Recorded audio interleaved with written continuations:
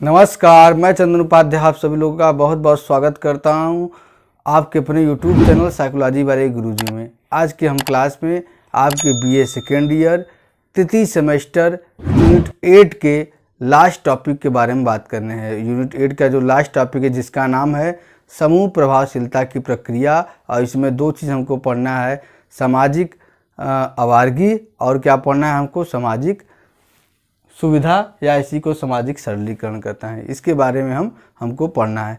आज के क्लास के बाद आपका BA तृतीय सेमेस्टर का सिलेबस के अनुसार पूरा जो टॉपिक है उसको वो कवर हो जाएगा, ठीक है। और इसके बाद जो है मैं इस पेपर का एक मॉडल टाइप का पेपर आप लोगों को बना के भी उसको बताऊंगा कि कैसे क्वेश्चन आता है और क्या संभावित क्वेश्चन आ सकते हैं, ठीक है। इसलिए आप लोग चैनल से जुड़े रहिएगा और वीडियो को लास्ट तक देखिएगा। वीडियो के लास्ट में कुछ महत्वपूर्ण जानकारी आपके साथ साझा करना है।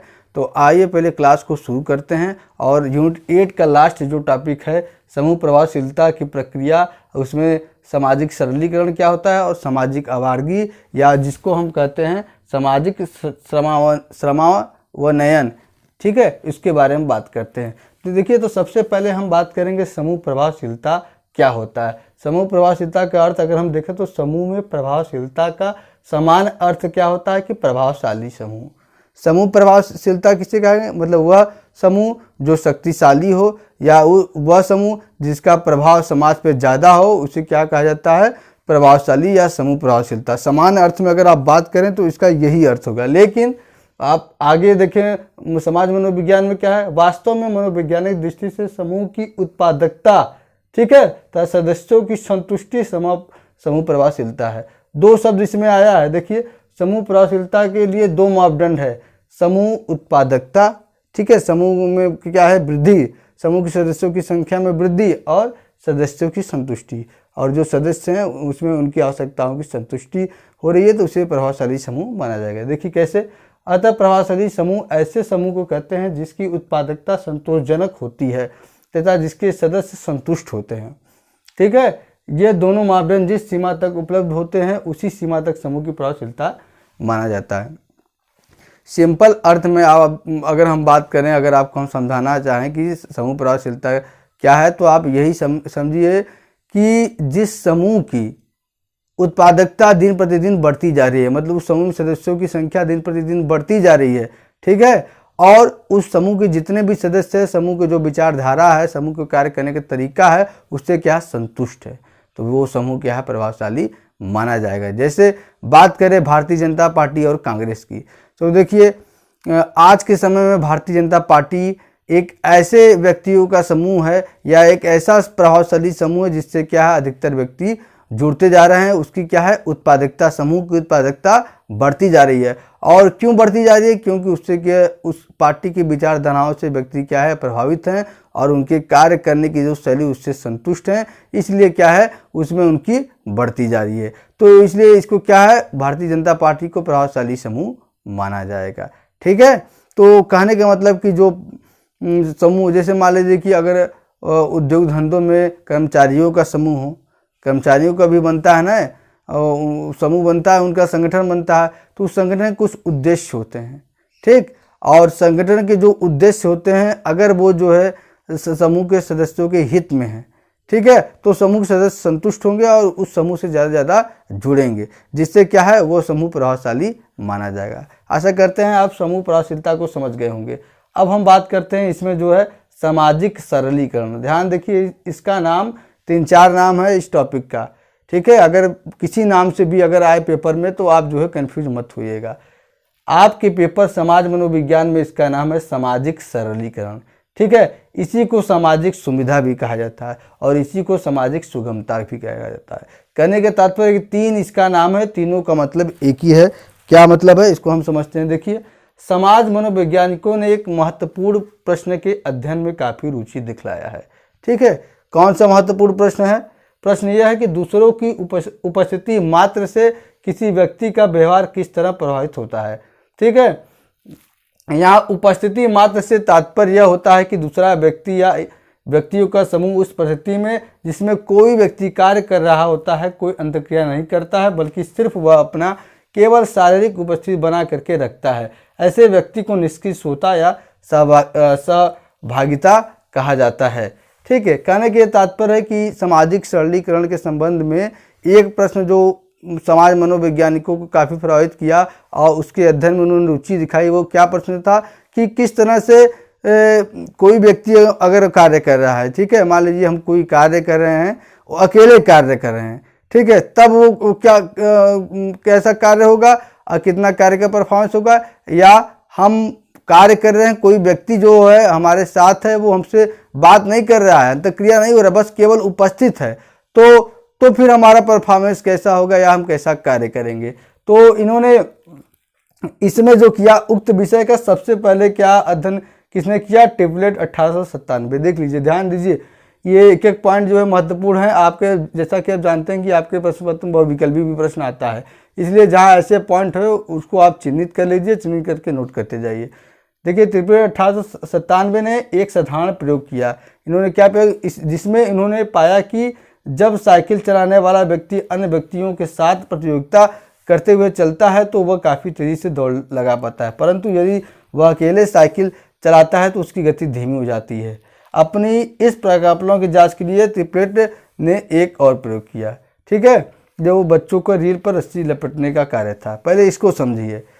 ट्रिपलेट महोदय ने सबसे पहले मनोवैज्ञानिक थे या समाज मनोवैज्ञानिक थे जिन्होंने क्या है इस पे एक साधारण सा प्रयोग किया या साधारण सा परीक्षण किया, क्या, जिसमें उन्होंने ये पाया कि अगर साइकिल चलाने वाला व्यक्ति क्या है, ठीक है, इन्होंने दो समूह लिया या दो अलग अलग परिस्थिति लिया कि अगर कोई व्यक्ति अकेले साइकिल चला रहा है या अकेले साइकिल चला रहा है, कोई उसके साथ नहीं चला रहा है, कोई प्रतियोगिता नहीं है, तो वो धीमे धीमे चलाएगा। लेकिन वही जब उसके साथ अन्य व्यक्ति भी हैं और वो साइकिल चला रहे हैं साथ साथ, जब उसकी प्रतियोगिता उसके साथ उनकी होती है तो क्या होता है, उसका रफ्तार ऑटोमेटिक बढ़ जाता है। ठीक है, यही बात इन्होंने कहा। और इस प्रकल्पना को सिद्ध करने के उन्होंने एक प्रयोग और किया। क्या किया, बच्चों को रील पर रस्सी लपेटने का कार्य किया। इसमें इन्होंने क्या किया, कुछ बच्चों को लिया, पहले बच्चों क्या किया, अकेले कहा कि रील होता नहीं जो कैसेट का रील, उसी पे क्या है रस्सी लपेटना है।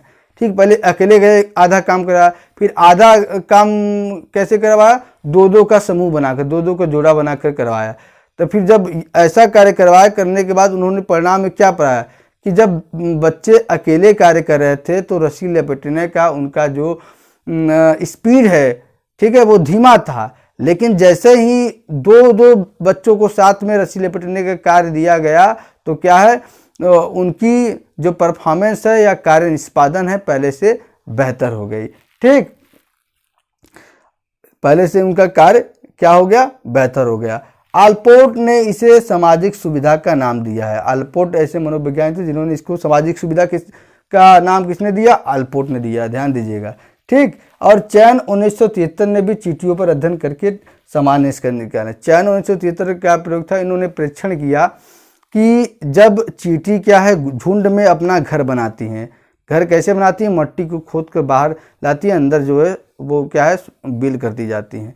तो जब अकेले चींटी करती है, ठीक है, अकेले चींटी कोई कर रही है, तो अकेले चींटी जब करेगी तो उस कार्य में का जो निष्पादन होगा वो अच्छा नहीं होगा, स्पीड धीमा होगा।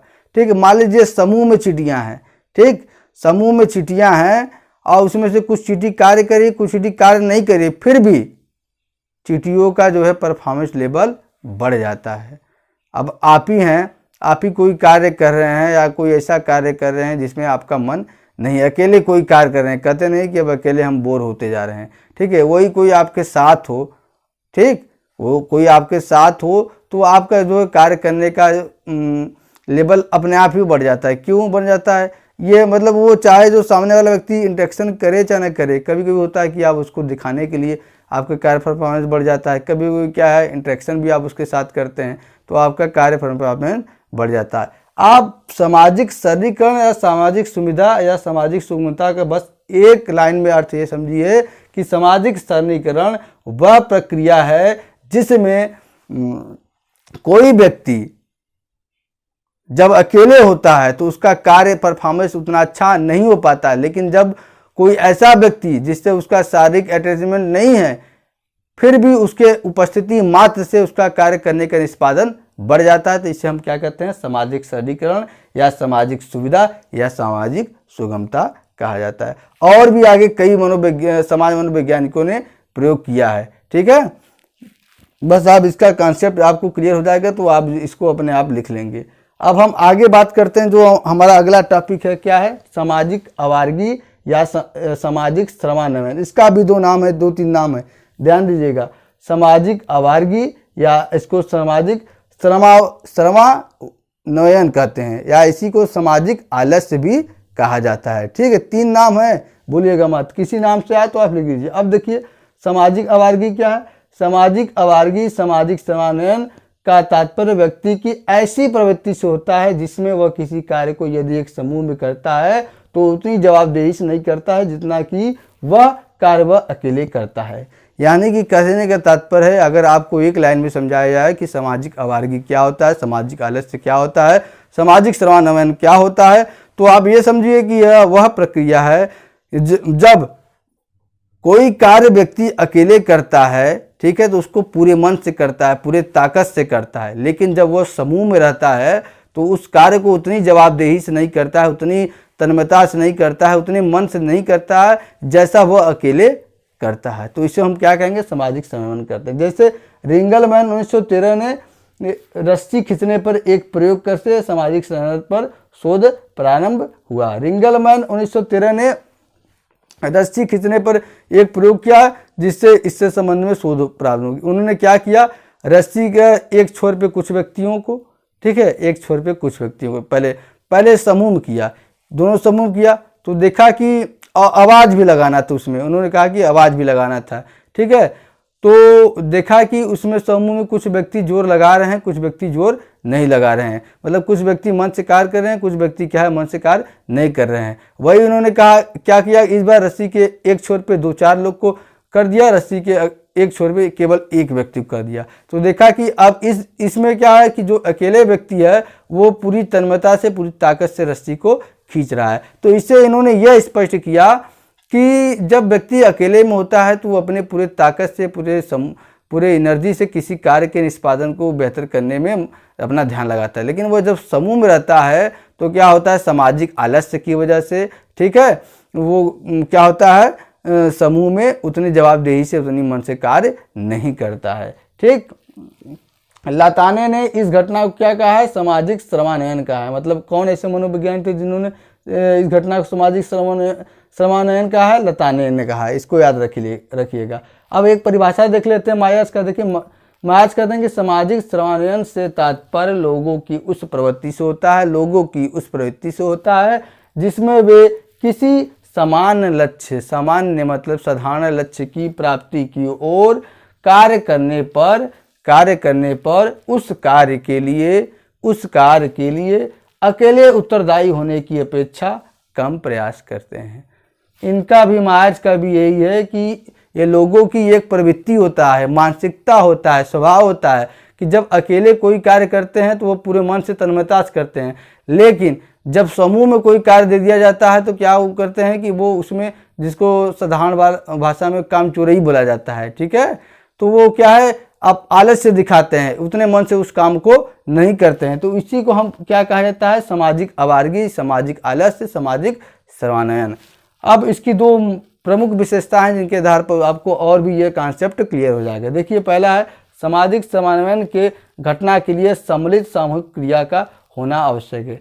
देखिए सामाजिक श्रमान्वयन तभी होगा, सामाजिक अवारगी तभी होगा, सामाजिक आलस्य तभी होगा जब कोई क्या होगा, सम्मिलित सामूहिक क्रिया। जब कोई सामूहिक क्रिया कराएंगे तभी आपको पता चलेगा कि सामाजिक अवारगी इसमें है कि नहीं, सामाजिक आलस्य है कि नहीं उस समूह सदस्यों में। इसके लिए क्या है, सामूहिक क्रिया होना जरूरी है, कोई सामूहिक काम होना जरूरी है।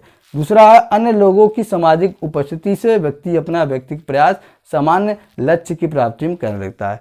मतलब और लोग भी जब उस समूह से जुड़ जाते हैं, कार्य करते हैं, तो व्यक्ति क्या है, अपना व्यक्तिगत प्रयास, जैसे जब उसका मान लीजिए एग्जाम्पल में इससे लीजिए, जब व्यक्ति का अपना कोई काम होता है तो उसको बहुत वो ध्यान से, मन से लगा के करता है, अच्छे से करता है। लेकिन जब समाज का कोई काम हो, सामाजिक काम हो, तो व्यक्ति उतना अपना उतने मन से काम नहीं करता है, न उतनी ताकत से काम करता है। इसी को क्या कहा जाता है? सामाजिक अवारगी, सामाजिक आलस्य, सामाजिक श्रवण कहते हैं।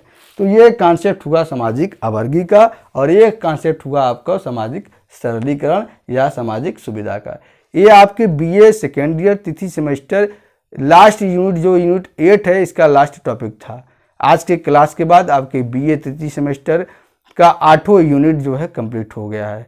ठीक है, और 8वां यूनिट में से कहीं भी आपको किसी भी टॉपिक में कोई दिक्कत हो तो आप इस वीडियो के नीचे कमेंट करके पूछ सकते हैं, मैं उसका क्लास फिर से ले लूँगा। ठीक, और आपका ये जो इसका नोट्स है, इसका नोट्स मैं जो वीडियो के डिस्क्रिप्शन बॉक्स में डाल दूंगा, जहाँ से आप नोट्स को डाउनलोड करके अपने नोट्स को मेंटेन कर सकते हैं। और साथ ही साथ कुछ ऐसे प्रश्नों की श्रृंखला भी हमने पीडीएफ में बनाया है जो आपके आगामी परीक्षा के लिए बहुत ही महत्वपूर्ण होंगे। ठीक है, उसमें अपने सिलेबस के अनुसार आपके सिलेबस में जो रहेगा कॉन्सेप्ट या टॉपिक वही तैयार कीजिएगा। ठीक है, उसको भी मैं इस वीडियो के डिस्क्रिप्शन बॉक्स में अटैच कर देंगे।